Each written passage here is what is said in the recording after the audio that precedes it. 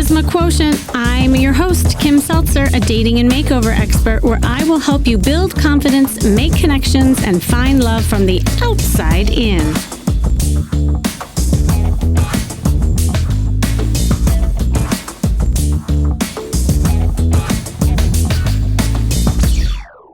You ever thought, wait, is dating at my age supposed to feel this different? And this definitely might be the case and running through your mind if you are a later dater in your 40s or beyond. And I know that was the case with me and so many people I work with who are struggling to get out there and date in their second act, as I call it. It's not too late to find love, or better yet, have fun while dating. And let's face it, if you are a later dater, maybe you've never even just dated. Maybe you were just a relationship person and you had one or two long-term relationships, but you never even knew how to go through dating and have fun with it with the pacing that you need to.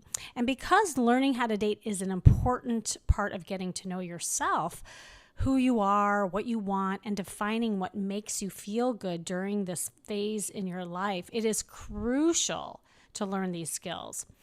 In this episode of the Charisma Quotient, I am doing something a little different because I had such a powerful conversation with my friends from the Dateable Podcast. I usually don't put other people's podcasts on mine, but this was so powerful that I had to. The tables are turned, and these two fabulous ladies are interviewing me, where you'll hear Julie and Yue ask me all about their dating lives and my dating lives in your 40s and beyond. And we talked about how dating changes with each decade, why your second act can be your strongest yet, and how to navigate love with clarity and confidence, no matter what age you're at. So if you're tired of the dead-end dates, ghosting, and all the same old pattern, it is time to have a dating reset. So listen to this episode, take notes, and oh yeah, come to my next co-ed workshop. It's coming up really soon. And then you can start practicing these skills and build your dating confidence overall. So just go to stophatingdating.com to do that. And now let's get to the episode.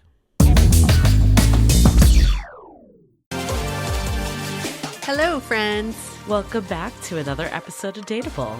Yay. Julie, I feel like we need an update on your wedding planning. We haven't talked about it in a while. We're all dying to know. It's so relevant to dating in your 40s, getting married in your 40s. You know, actually, I feel like things are pretty under control. Great. I feel like we're in good shape. It's coming up. I know.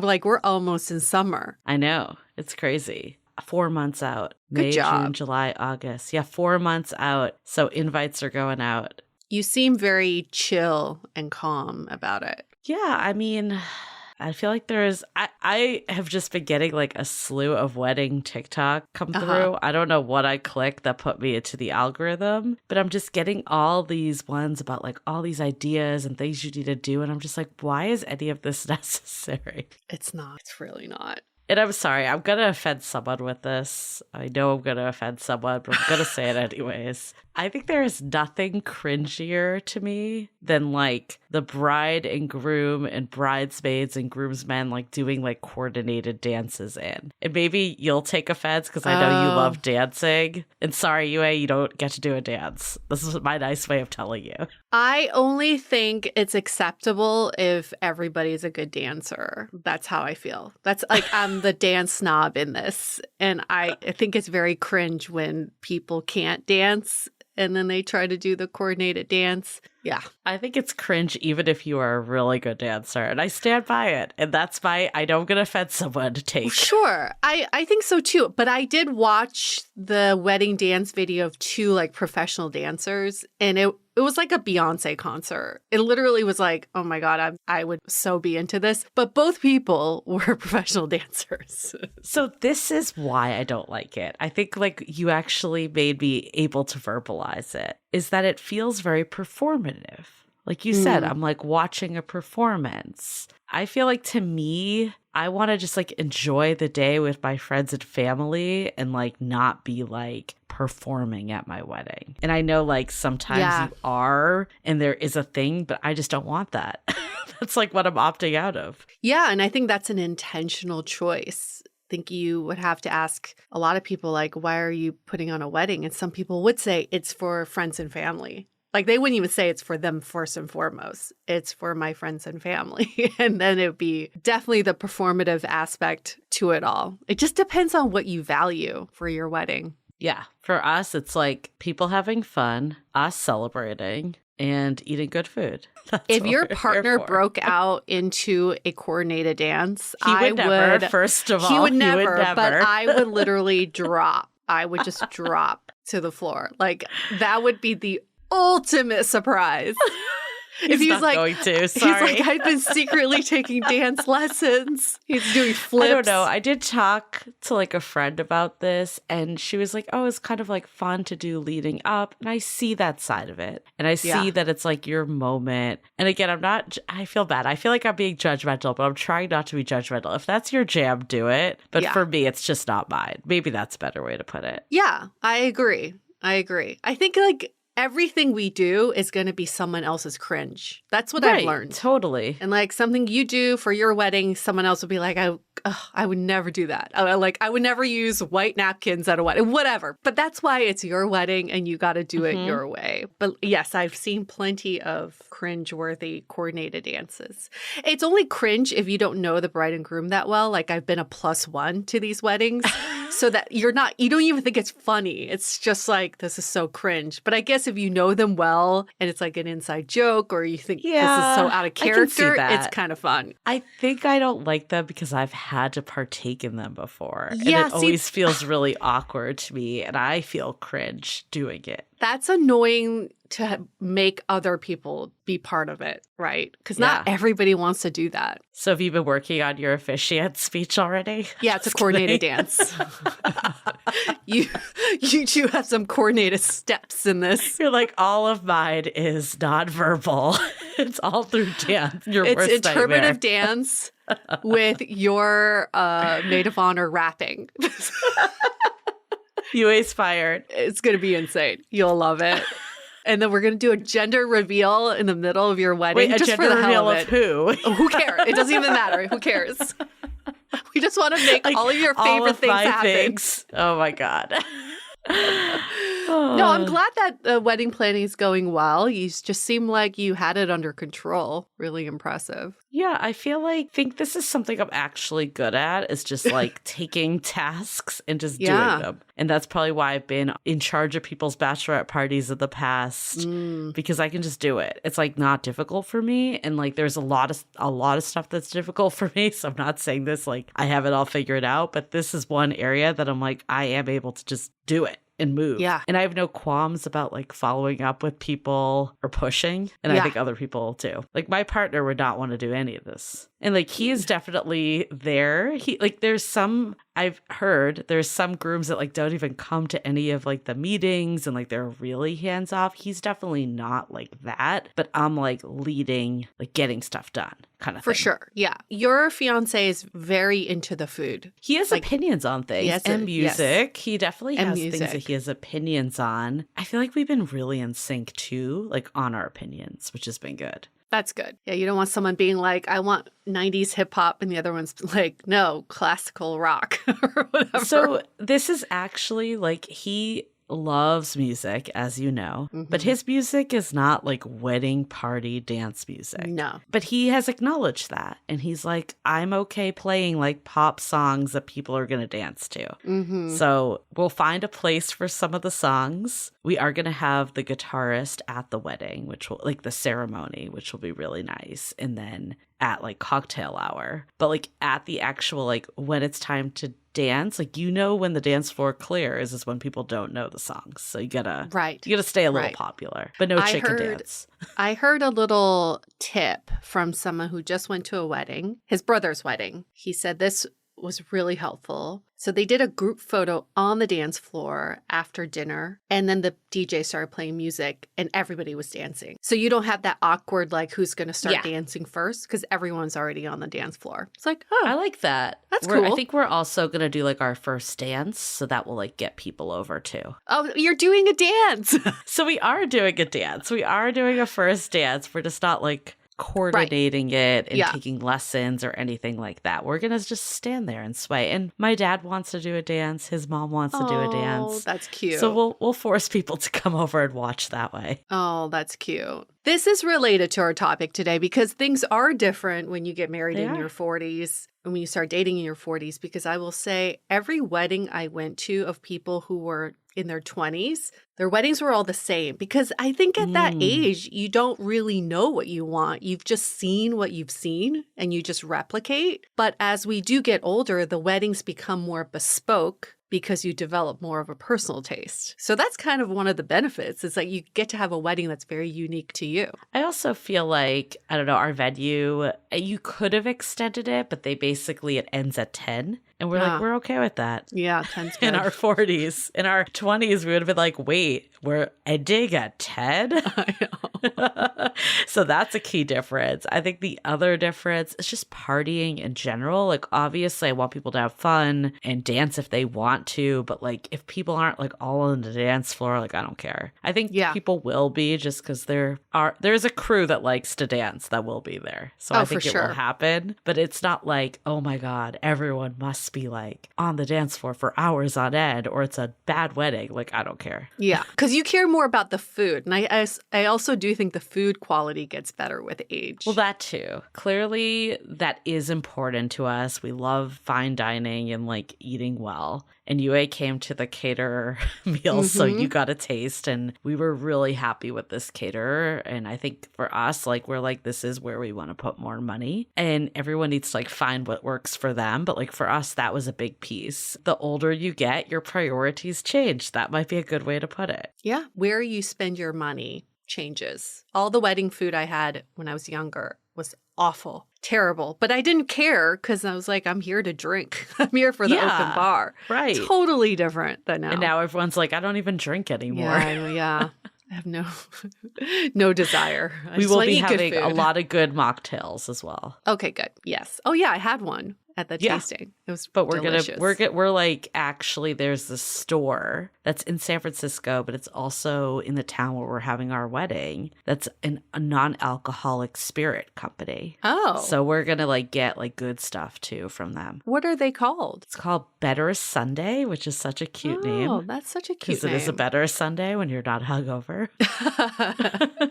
That's adorable. I'm looking forward to my mocktails. I'm excited for just like a weekend too with people, because I think like the town that we're going to be in is so cute. There's so much to do there. Yeah. It's such like quintessential wine country, but like not the like super expensive over the top side. Like it's more down to earth Russian River area. So I'm very excited about just the weekend part as a whole. Yes. But first, your bachelorette. We're going to go through a couple first milestones before we get to your wedding. How did people do it before? They used to do bachelorette and bachelor the night before the wedding, right? That sounds traditionally? like a terrible idea to me, right? Like that sounds such like a bad idea. I think though this is actually kind of an interesting area about your 40s. So clearly like a lot of my friends have children and have responsibilities when you're in your 40s. But what I've found is a lot of them are also like, yeah, let's party. Yeah, this is their vacation. Because I haven't done this in a while and I'm down. And I think like in your 20s, I'm not going to lie, and I mean this in an endearing way, but there were so many bachelorette parties that like it kind of got repetitive a little. But like because people haven't had one in a long time, I think they're like excited. We should normalize having bachelorette parties even if you're not getting married. We should just do it. I'm down to throw one for you anytime. I still remember my ex-boyfriend from Beijing. After we broke up, he had this, I don't know, he had an epiphany. He's like, I'm never going to get married. It's just a fact. So he threw himself a bachelor party. They did it in 2 different countries. Like 30 guys participated. and they had the best time. And even though like the breakup was not great, I still was like, good for him. You know, I think that's really fun. Go celebrate yourself. Go celebrate your forever bachelorhood. I think another key difference of maybe getting married in my 40s is I'm definitely excited about the party and all that. Don't get me wrong. But I think I'm more like, I just want to be like, I want our marriage to start. I want this life to like start and be built. And like, I think I'm almost like a little more even excited for the ceremony than the actual reception. Like there's something to me that feels very like romantic around the ceremony. And I love this idea. I think this is the part that got me on board with weddings, because initially I was like, I don't even want to have a wedding, just, you know, get married and whatever. But I do love that this is like really the only time in your life that like your friends and family come together from like all different parts. Well, and funerals, yes. In a happy way.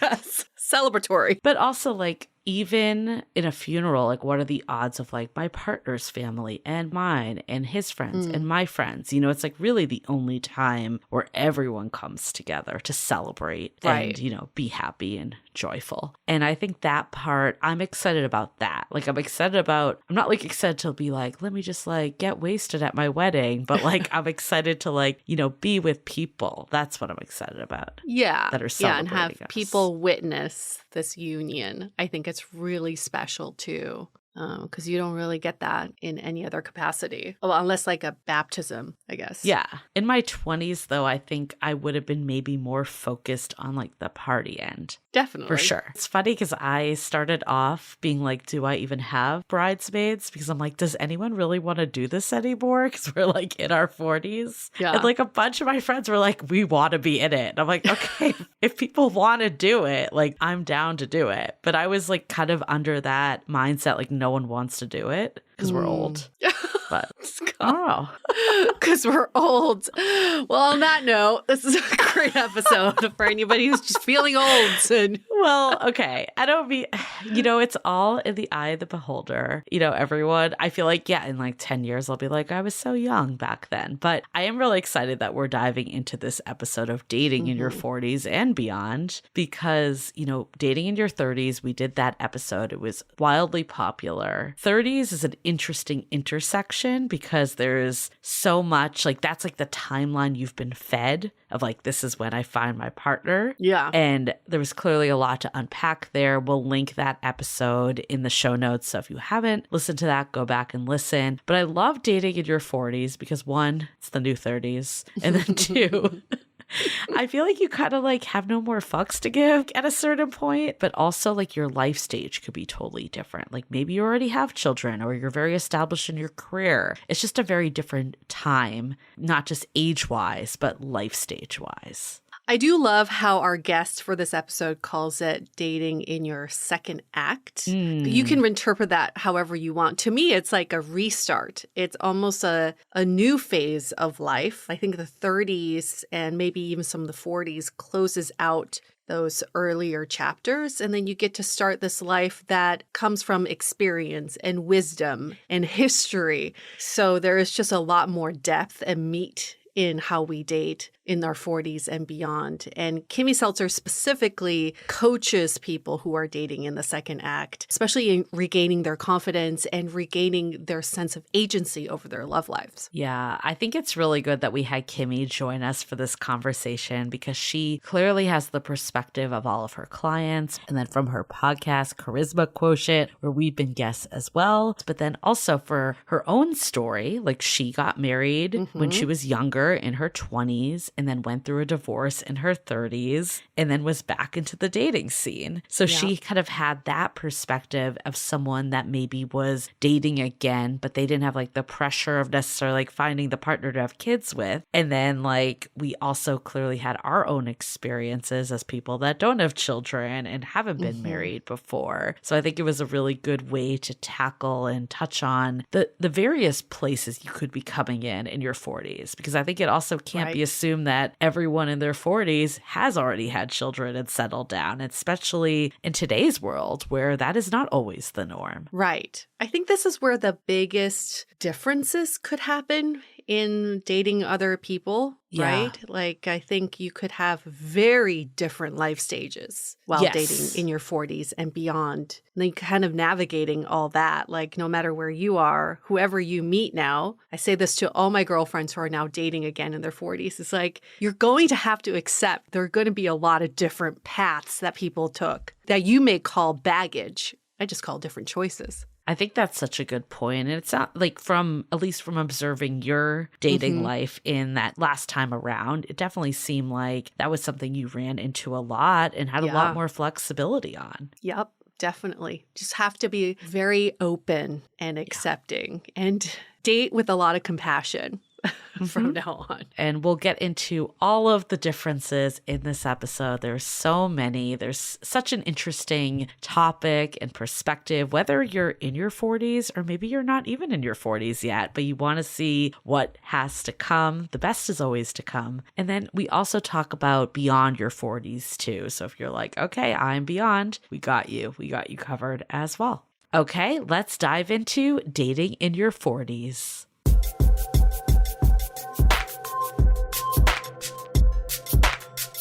All right. Welcome back, Kimmy Seltzer, to our podcast. We have not talked to you in a while, but it was a fun time when we talked to you last time. I know we were all trying to figure out how to date during the pandemic, and now we're all trying to figure out how to date post-pandemic. Yep. It's always something, but we're so excited to have you back. Second time guest over here. You had a crowd favorite before. And, we had this super popular episode a couple seasons ago, dating in your 30s. So we wanted to go into dating in your 40s and beyond. And we thought, Kimmy Seltzer is the perfect person because of your own experiences and all the people you coach. I'm so glad we're talking about it. Well, let's just give everybody a refresher. Tell us your backstory again. What was that journey going from divorce to moving to LA and starting all over? Yeah, I'm glad that we're refreshing my story. And, and even if you've listened to my story, I always invite people to listen again because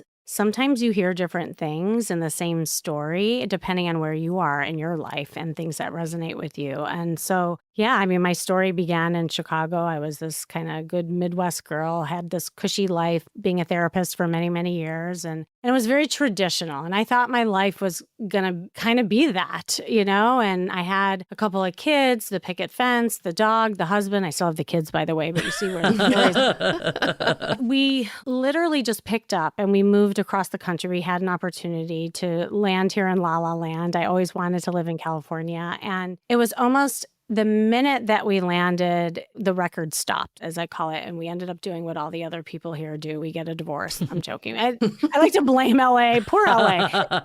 It would have happened anyway, for sure. Well, in LA, you're going to drive and you're going to get a divorce. It's the 2 Ds. Yeah. You got to follow both of them. I love that. And then you have to date. Maybe it's the triple D, triple. right? So then, and I would like to say that it was the move, but really what I think happened too is we removed ourselves from the cushion and the insulation of our life where we weren't really kind of facing the music and things were happening. And when you don't have your support system around you and you're just, sitting there with the two of you, you realize, wow, there's issues. So there I was all alone in my new castle, not knowing what to do with my new life. And I had 0 friends. All my friends were back in Chicago. I had 2 young kids and still wearing my nursing bra. I wasn't nursing them any longer, but I was so stuck in this mom mode, right? And then now I'm supposed to go out and date.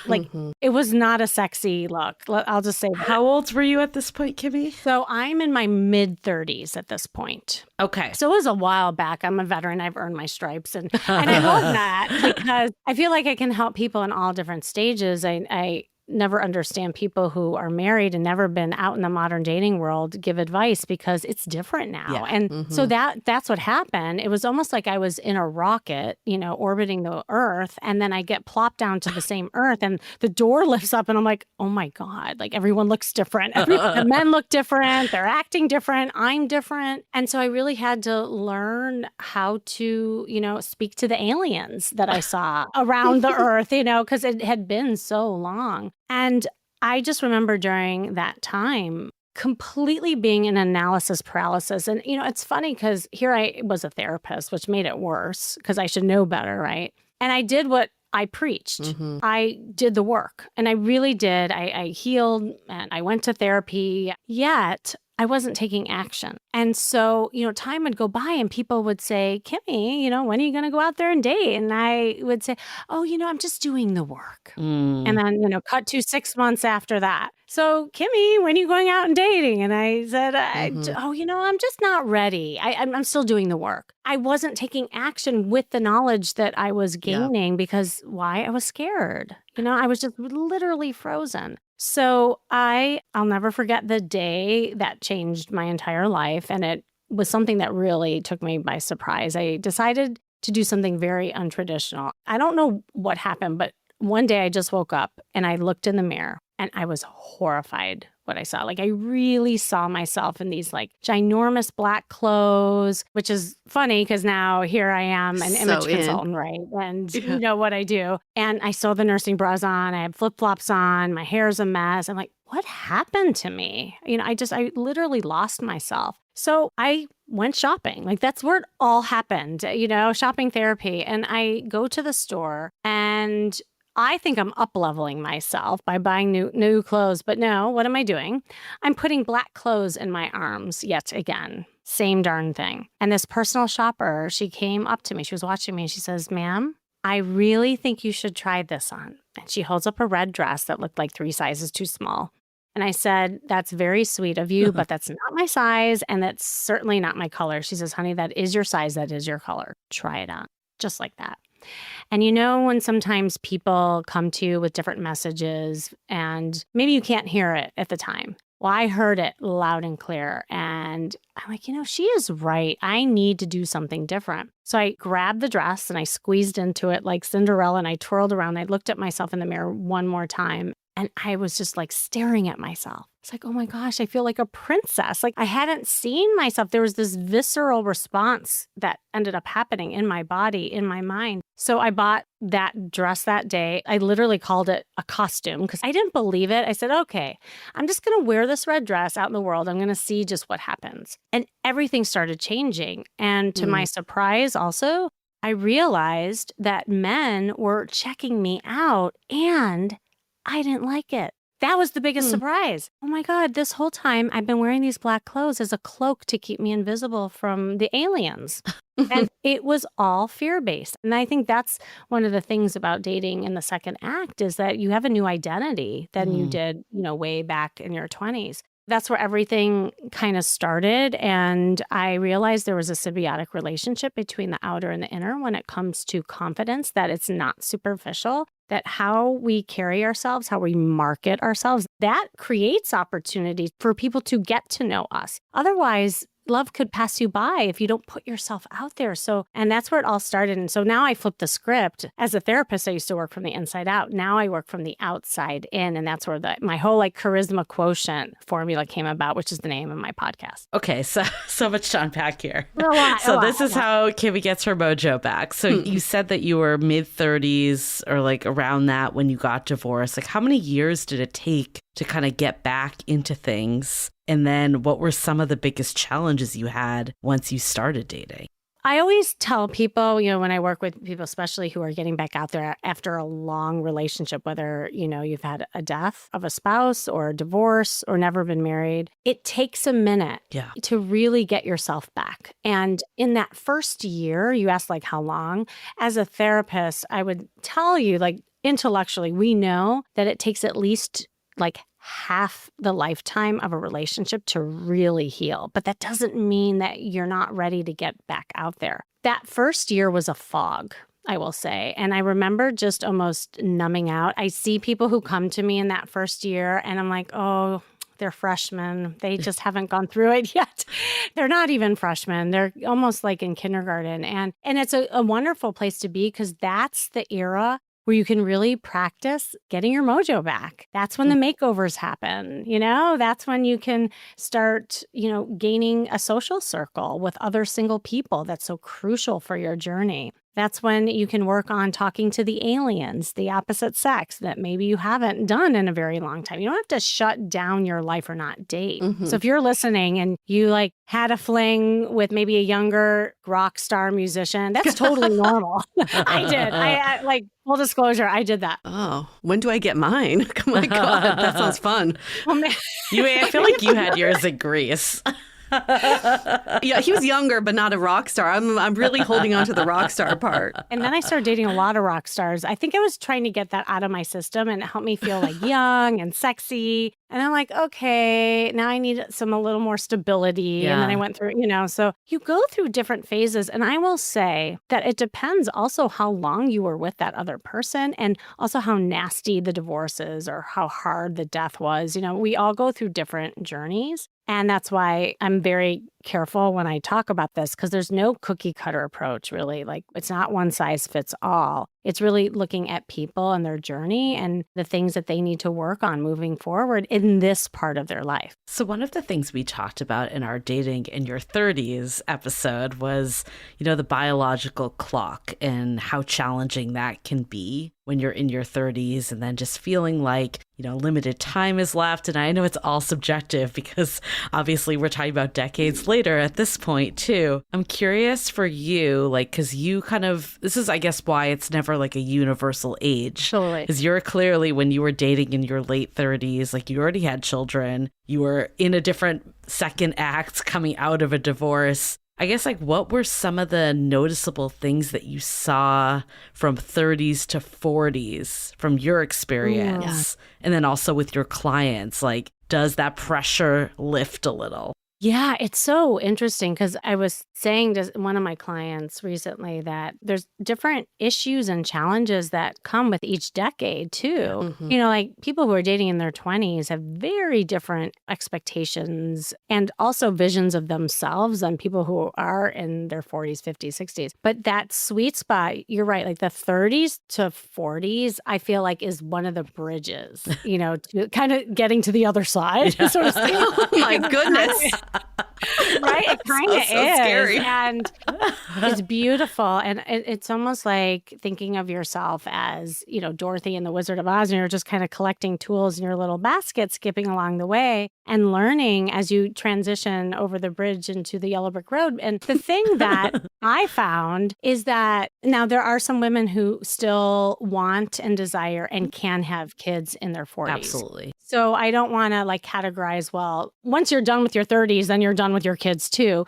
But there is from the late 30s to the early 40s, kind of you're finishing that vision possibly, or you're possibly looking to adopt, or you're possibly looking to marry or find somebody who has kids. So that's interesting. So I think the sense of family is really strong during that transition. And people are dealing with juggling kids and the desire to want kids and also date at the same time. And that's a hard part, I think, in that era, so to speak. And that's why I say it's so beautiful when you get to the other side of nearing maybe 50, because that part's a little bit more settled and the children are older and they're more independent. You don't have to divide your time as much. And your career is a little more settled as well. So as a person, you're more settled. Hopefully, that's not everybody. Again, we live in a day and an age where we can just reinvent ourselves constantly, which is beautiful part of our era.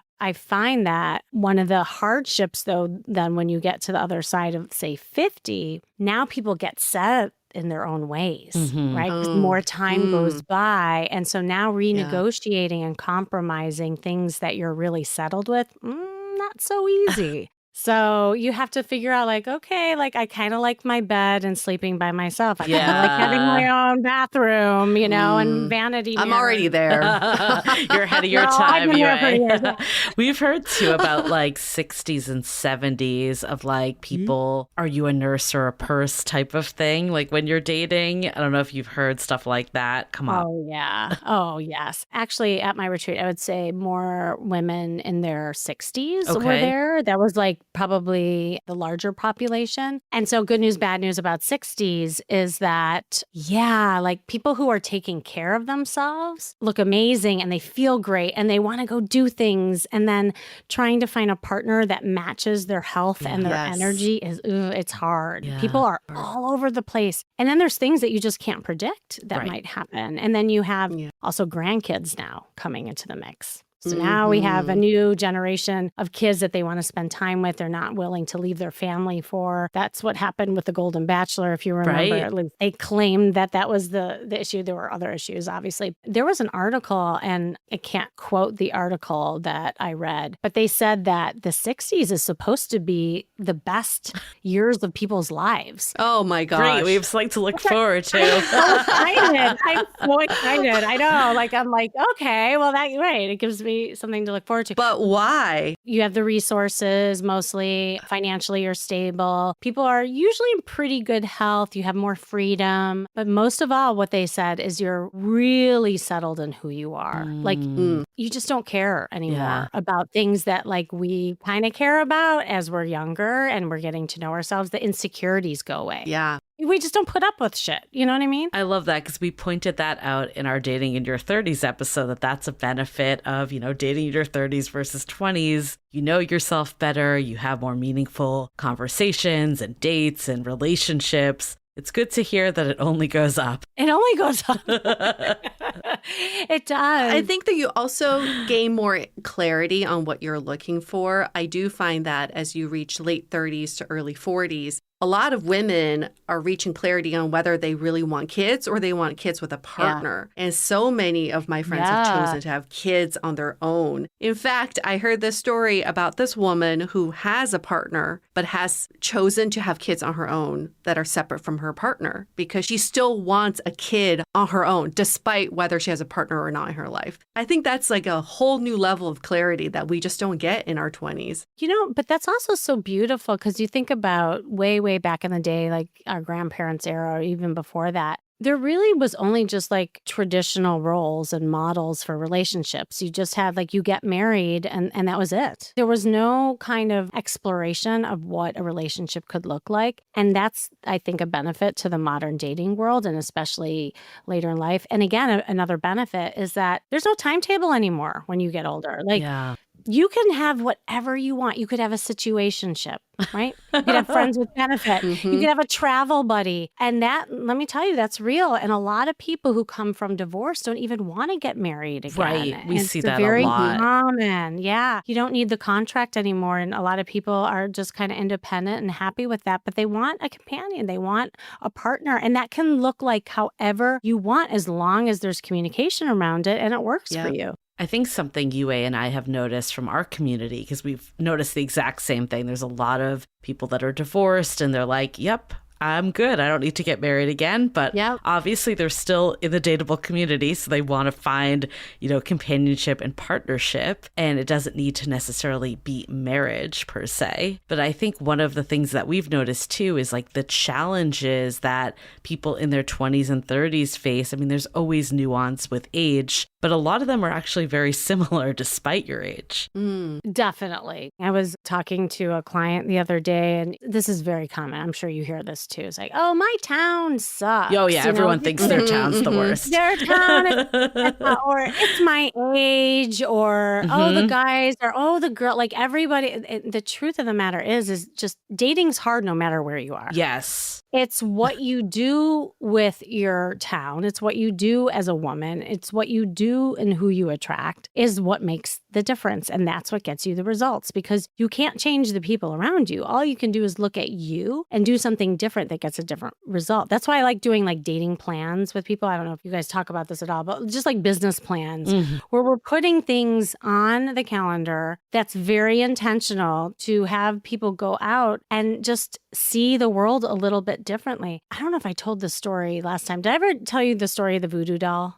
No, that's a new one. No. Okay. Do tell. Like, sometimes I don't remember which story I've told on which podcast. But no, this highlights what we're talking about. So this woman calls me up. She was definitely like, I think maybe in her 50s, 60s. And she lived up in Montreal. And she's like, Kimmy, you're my last hope. I'm like, well, already that was the problem. Yeah. Right? I'm like, okay, no pressure. Right? So I'm like, okay. So I said, oh, so what's going on? She said, well, I've scoured the earth. I've dated literally every guy in this town. Oh my God. I have tried everything. I've gone on every dating app imaginable, and they're just no good men. And she's like, help. Can you help me? And I just said, I'm not sure I can. And she's like, well, what do you mean? I heard that you can do miracles, that you can really help people find love and blah, blah. I said, well, I can. However, if you continue to believe, and I believe that you believe there are no good men out there, I can't help you. Right. Mm-hmm. And here's the thing, we all get stuck in our beliefs and what we see. I said, but if you're willing to try some things that are different, because I can't change your town, I can't change all these things around you, but we can maybe look at some things that you're doing and not doing that might make a difference. She's like, okay. So she hires me. I said, look, before our first call, I want you to do one thing. I want you to simply go to work. She walked to work, and I just want you looking around and notice who's noticing you. She's like, well, I know everybody in this hometown. I said, I know what you're telling me, but this time I want you to look with a different pair of eyes as homework and just notice men who are noticing you. That's it. And then we'll have our first call. So she comes back in the first call. She's like, Kimmy, do you have a voodoo doll? I'm like, no, I don't have a voodoo doll. What happened? She's like, I can't believe what just happened this week. I did what you said. I was walking to work. I looked around. I saw this man sitting on a bench. He was really good looking, and he's looking at me. And we lock eyes. I don't know how he got me over there to talk to him, but we're talking and we're having the best time talking. And he asked for my number, and then he asked to go out with me. And Kimmy, I already went on a date with him. It was like the best date of my life. I said, so this was in a town, in a place where you've scoured the earth where no good men were. And she's like, I know. That's what I'm saying. You must have a voodoo doll. I said, no. I said, you just opened your eyes and saw something different. Mm-hmm. And it was the awareness piece and really being focused on that energy. So that guy ended up being her Oh, boyfriend. wow. And it was, I mean, it's like, it gives me chills today. Yeah. Obviously, there were other things to work on. And Yeah. we had to break a lot of her like limiting beliefs and patterns and all that stuff that goes with it. I call it the dating matrix. When you put on a different pair of glasses, Yeah. the same earth that you're looking at, but you're Yeah, looking at it's it different and you're doing things differently. That almost creates more opportunities for you. So I think that's one of the things with dating later in life. I don't even like using that term, but second act. We'll use second act. I like that better. What is later in life? But anyways, like I think one of the limiting beliefs that comes out is that there's a limited dating pool. There's no one good left. Especially for women, society has told us that we're expired goods. I don't believe this. I'm just quoting what we hear. Yeah. Like, how do you get out of that mindset? Because I feel like if you're going in, it sounds like your client, right? If you're in that mindset, of course dating is going to be terrible. Oh my God. I hear this all of the time. Yeah. There was this one woman who went to my dating retreat last weekend, and she raised her hand and she said exactly that. She's like, but Kimmy, I just don't find these guys attractive. Like, there's no guys that I would want to date. And she also was in a small town, that kind of thing. And we had this big conversation. There's a lot of, I guess, layers to this question. I'll kind of peel away a couple of them. Let's go into it. So one is, it has to do with how long you've been out there. And there's something weird that happens when you've been in a long marriage or a time warp. It's almost as if when you get plopped down to the earth again, your vision of yourself is how you were when the rocket took off. It's almost like going back in time and you're like that adolescent again. And so you think you're the same almost. There's just like this cognitive dissonance. Yeah. And then also you're looking for the men who looked like that in the 20s, you know? And so there's this kind of girls gone wild and boys will be boys kind of like stage that people go through. And so, yeah, like if you're in that stage, you kind of get caught up in the shiny object syndrome, you know? And so there's not maybe, you know, the hot guys or the hot women that you remember that you want for yourself. And it makes sense because you're looking to get your mojo back. You're almost this kid in the candy store. It's a normal thing that happens. So I will say that's the first thing is it depends on where you are in your growth and how much time has gone on. Now, as time goes on, you start maturing and then you realize there's other things that you get attracted to. There's other ways of connecting and other opportunities that you can have. But a lot of people are so closed off to that in the beginning because you're just a newbie. So what I'm telling people to do as you're getting back out there, like dating in real life and giving yourself chances, is just being in this open space where you're flirting and having fun with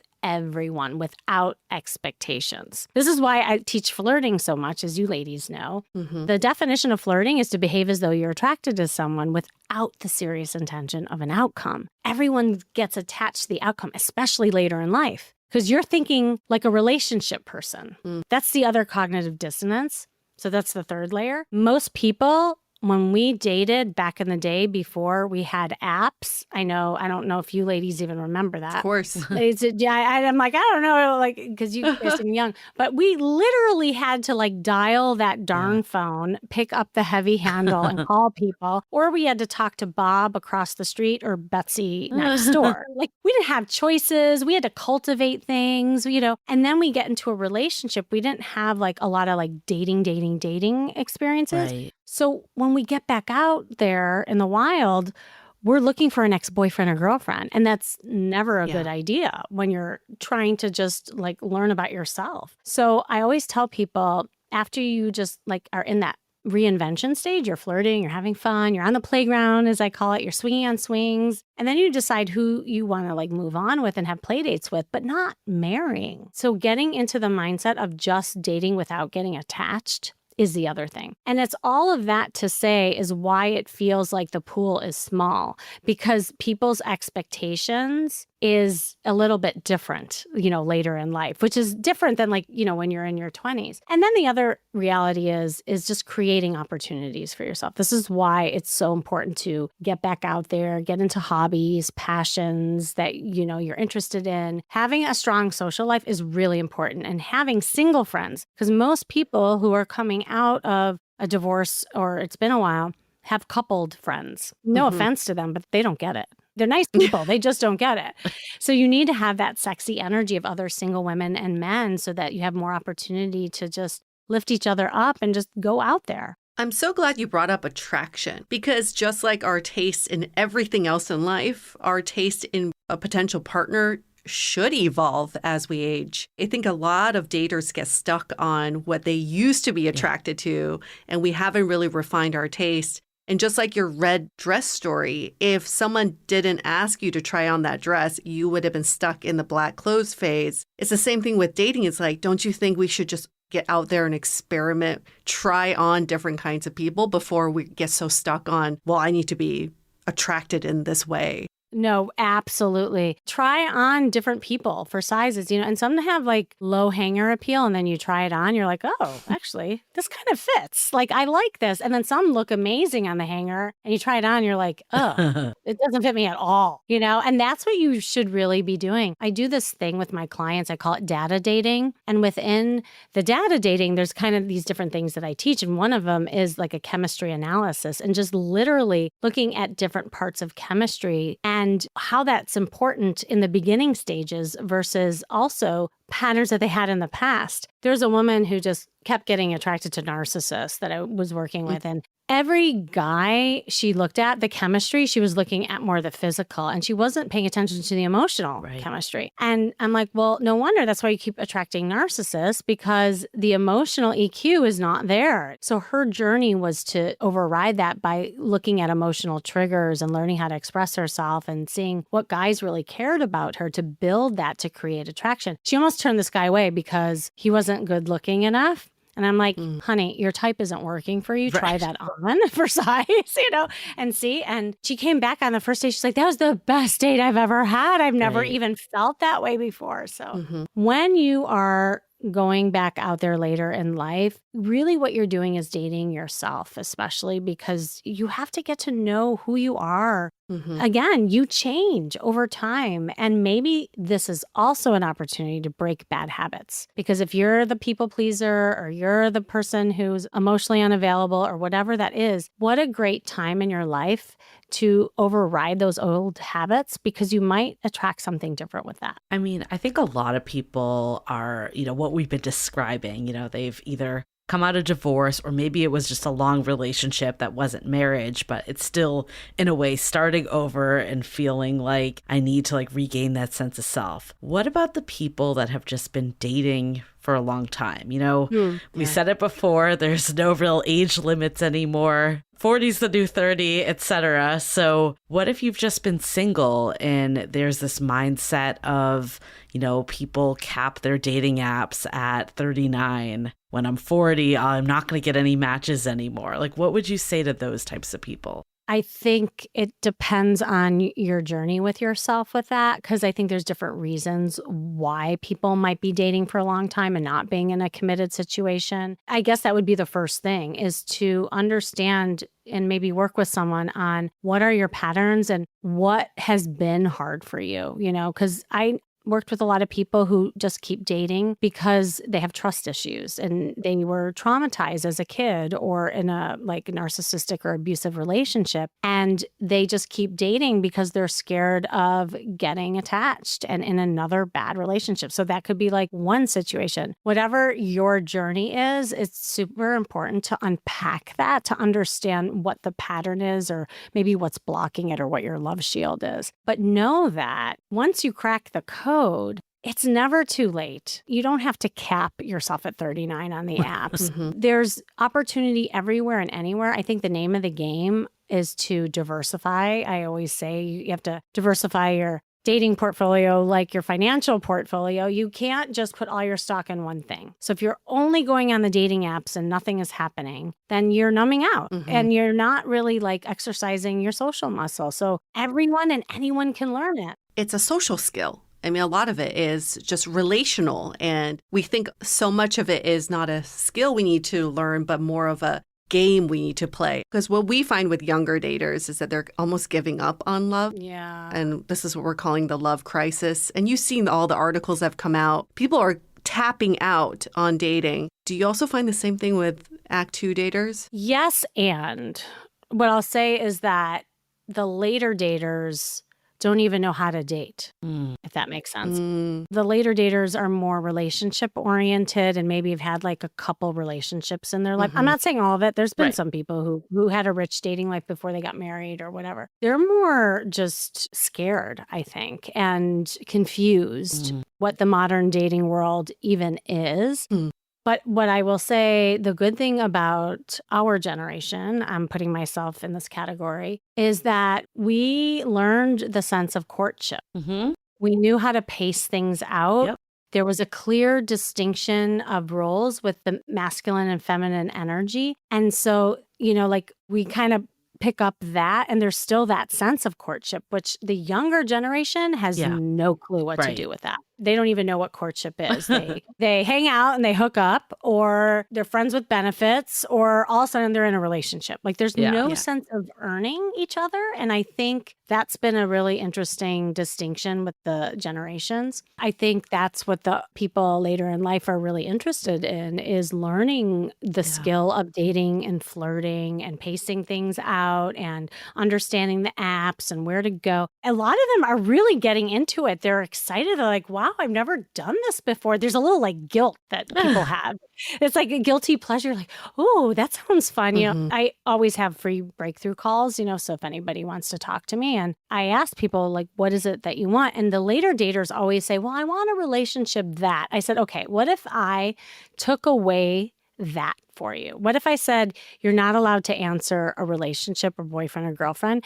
What is it that you want right now for yourself? And all of a sudden they lighten up. They're like, oh, well, yeah, I mean, I guess I'd like to have fun. And they almost are, they feel guilty saying that, but they're not looking at dating as being fun. And that's something that I'm so passionate about. Like at my retreats, I make people do like improv games and go out in the field with apps and talk to people, like, and they come back laughing and giggling like little girls and boys, you know, and really that's what's attractive too, is going back to that energy, that youthful energy that once made us tick. So it could be really fun. Sadly, even youthful, like people have the same feeling 10 decades earlier, right? I think that's just the sentiment right now. Yeah. I'm curious, like with technology, because we had this other conversation and I didn't really like connect it, but like obviously the younger you are, the more ingrained technology just is in your life. Like for me, I was always texting, so using dating apps was very natural. I'm curious, like what you find with people that are in the second act, like is there a struggle there? Do people just immediately get it? There's such a learning curve. I mean, I can't tell you how many people I've had to just go on Zoom and walk them through how to upload Bumble. There's this near and dear client. He literally is the real Golden Bachelor. He's 75. He's a widower. He called me. He's like, Kimmy, I don't know what to do. And it was so cute. Like, he's like, can you just help me download Bumble? So I met with him and we went out in the field. I was like teaching him things, but he just needed to know about the technology. And it was so cute. He came with his new photos. He printed them out because he didn't know how to attach them in an email. Okay. So it was so cute. And it was like old school. So on the table, we had all these pictures of him. Then he's taking notes on the back of the photos of which ones to upload.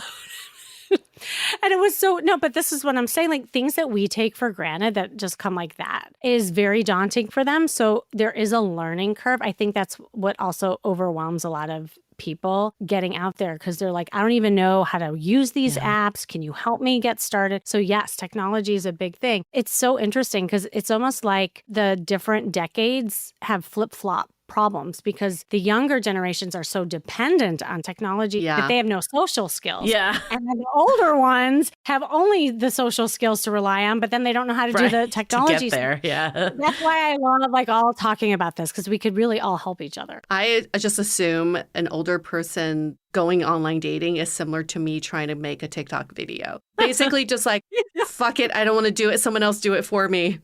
I think one of the things that we get a lot from people is how do I make time for dating when I have work, kids, like the whole thing. And I think even if you don't have children, the more time that goes on, you might be more established in your career or something might be pulling at your time. Like what's advice for people that are juggling all the things? Oof.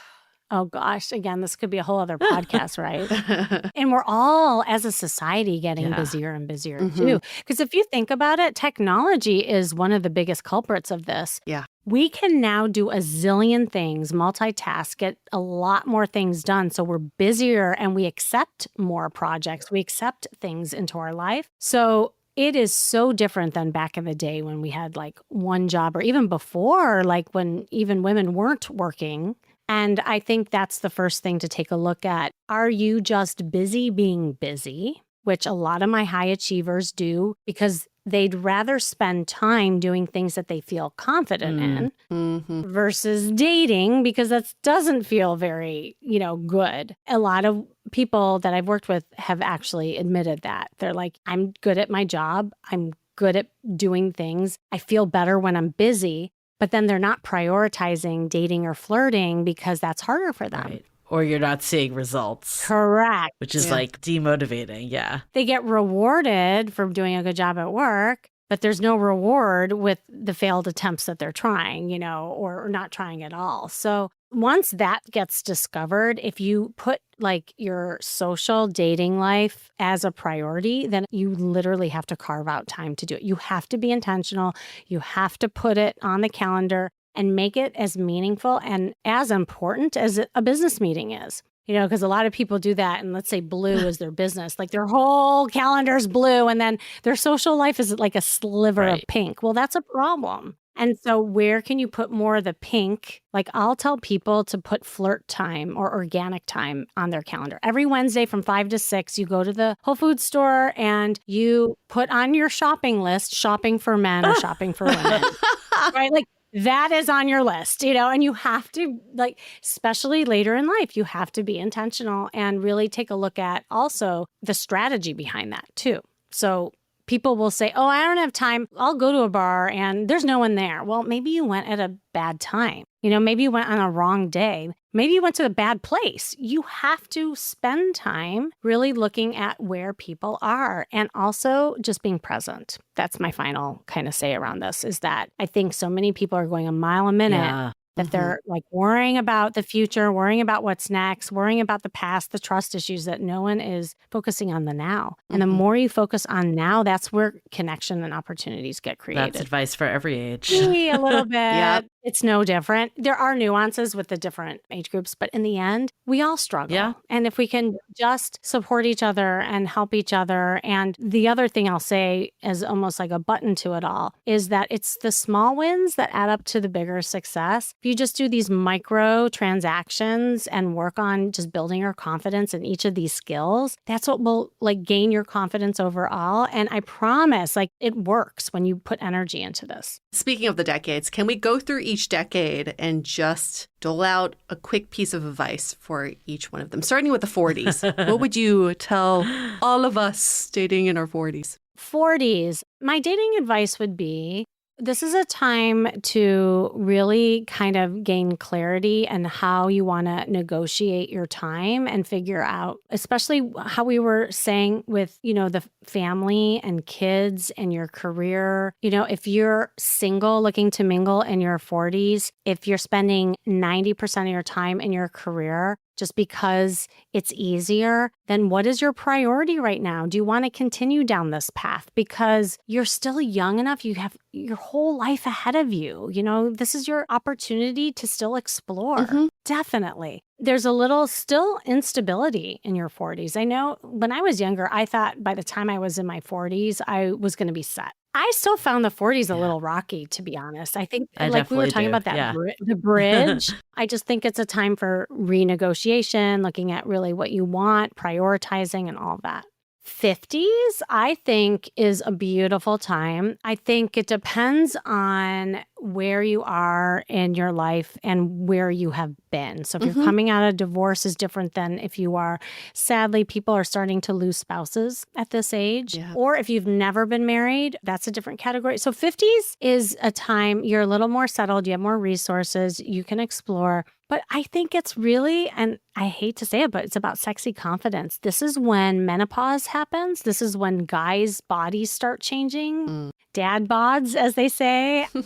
It's embracing where you are. It's getting your health in order, because health also really influences the way you date. So now we're starting to get into those kind of issues, to start looking at. And I think if you really focus on seeing yourself as sexy, no matter what stage you're in, that's going to be the key to your dating success, because a lot of that sexy confidence plummets in the 50s. I would say in the 60s, like we talked about, it is supposed to be the golden years, your best years of your life. But I think it's really being more open and let go of the rigidity, because you're so set in your ways right now. I just find a lot of people just get very rigid and closed-minded, and they're not open to new opportunities or even people, So people, I think, are vetting too hard. They have really high expectations of other people.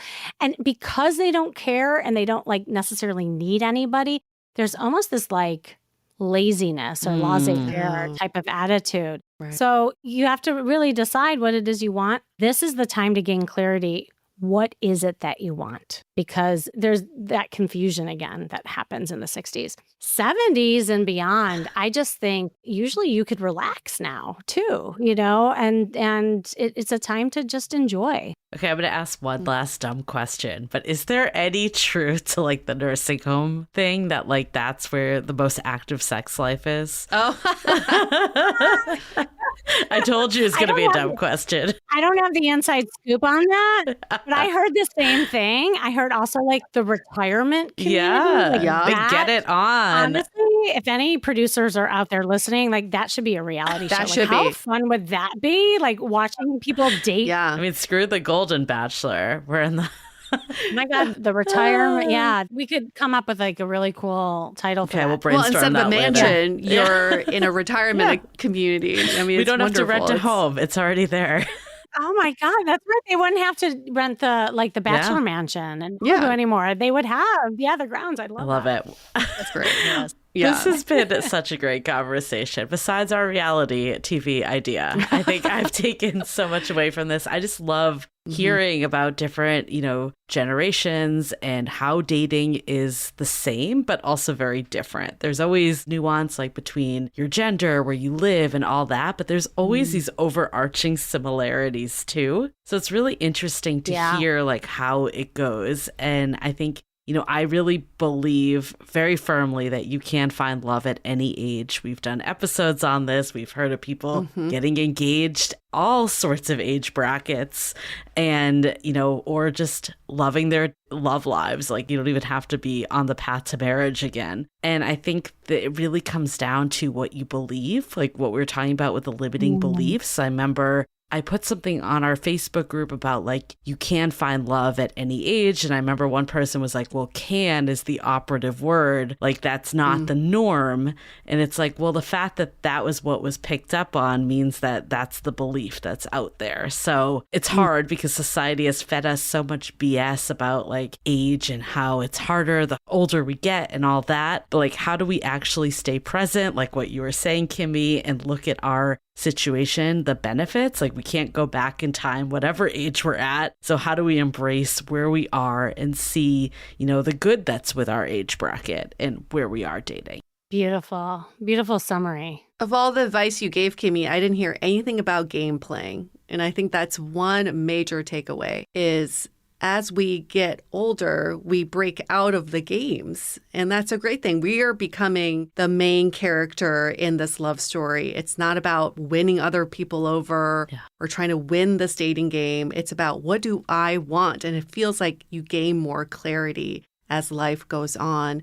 And I think in every decade that we get to be in, it's such a privilege. Aging is such a privilege. And it's good to step back and ask, what do I get to do in this decade that I didn't get to do in the last one? And exercise that decade. Sometimes we do focus on what do we lose as we age, but I think we gain so much more. We're always in this more privileged position as we enter the second act. I love that. And I love the positivity energy around that, because it is so easy to get caught in the negativity of it all, of aging and feeling like there's not a lot of options out there. But again, it does go back to, like, Julie, what you were saying, like the mindset, and also what you're highlighting is that the more we can see it as something really beautiful to look forward to, where you get to practice different things, you get to attract different people, you get to be different. That's what will make a huge difference in your love life overall. And I think just one last comment. I mean, obviously, divorce and separation and breakups, all of that, there's so many layers and everyone has a different story.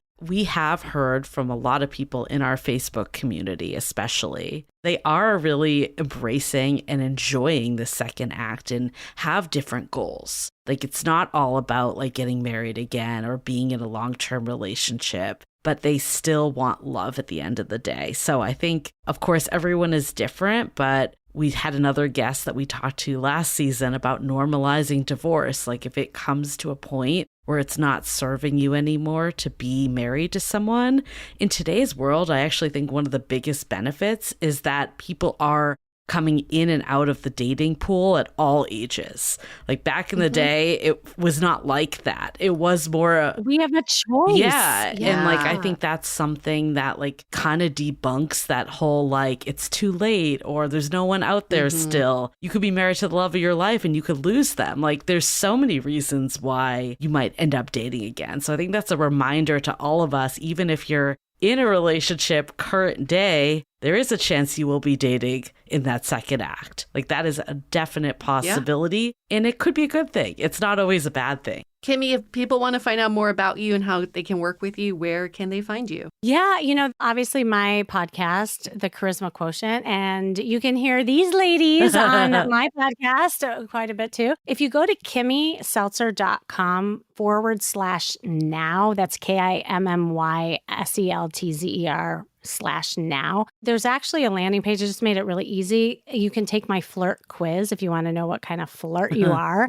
And that's a really fun way of just kind of seeing like maybe where your blind spots are. I also have an update of all my retreats coming up and all the monthly workshops that I do. So it's the best way of just getting information. Awesome. We'll make sure to link that in the show notes as well. Thank you. Oh my gosh, this has been so much fun. I know. So much fun. We missed you. It's good to have you back. Thank you for coming back. Yes.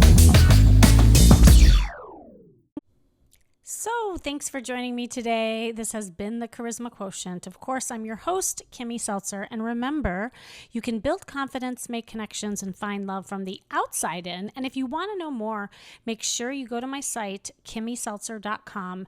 And if you are getting caught in the friend zone often and you're having a really hard time flirting and putting yourself out there in a sexy way, or worse yet, you're not even feeling the chemistry with your date, again, join me for my next co-ed interactive workshop. It's called Unleash Your Sexy Confidence, where you'll learn the art of attraction and chemistry. And if you're tired of feeling stuck in your dating life, especially later in your life, struggling to create chemistry on those dates, and you wish you just had a little more sexy confidence, then definitely check out this workshop. It's going to be, well, shall I say, hot. Just go to stophatingdating.com and register now, because I have a feeling these spots are going to go fast. And remember, working on you is working on your dating life. That's all for now.